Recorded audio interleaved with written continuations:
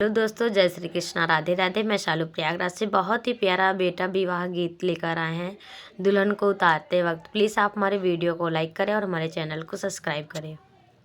जैसे जैसे दुआरा पे, जैसे जैसे दुआरा पे आवेला कार हो, डालरिया में गोड़ धारई भौजी हमार हो, लरिया में गोड़ धरई भौजी हमार हो, डलरिया में गोड़ धरई।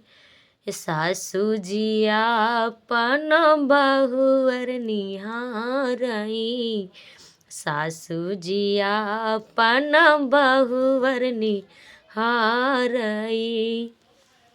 घरवा के लक्ष्मी हई, घरवा के लक्ष्मी हई बहुअरी हमार हो, डलरिया में गोड़ धरई भौजी हमार हो, डलरिया में गोड़ धरई।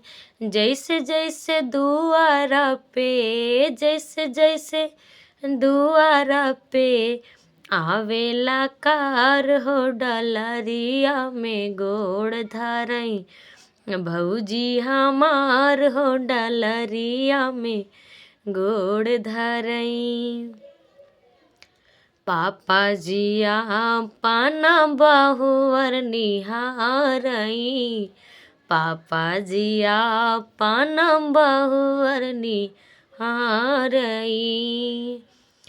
घरवा के दियाना के ही, घरवा के दियाना के करी है उजियार हो, डलरिया में गोड़ धरई भौजी हमार हो, डलरिया में गोड़ धरई भौजी हमार हो, डलरिया में गोड़ धरई।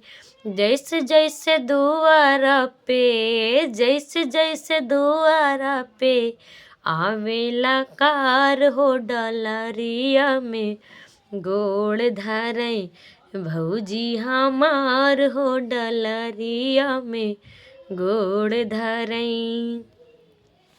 भैया जी हमर अपन बाबूजी निहारई, भैया जी आपन आपन भाऊजी निहारई।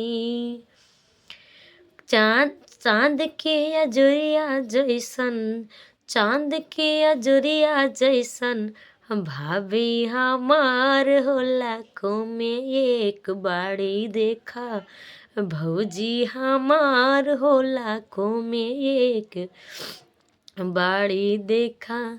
जैसे जैसे दुआरा पे, जैसे जैसे दुआरा पे आवेला कार हो, डलरिया में गोड़ धरई भौजी हमार हो, डलरिया में गोड़ धरई। ननदी जी आपन भाभी निहारई, ननदी जी आपन भाभी निहारई। फुलवा के नाजुक से, फुलवा के नाजुक जैसन बाड़ी सुकवार हो, लाखों में एक बाड़ी देखा भौजी हमार हो, लाखों में एक बाड़ी देखा।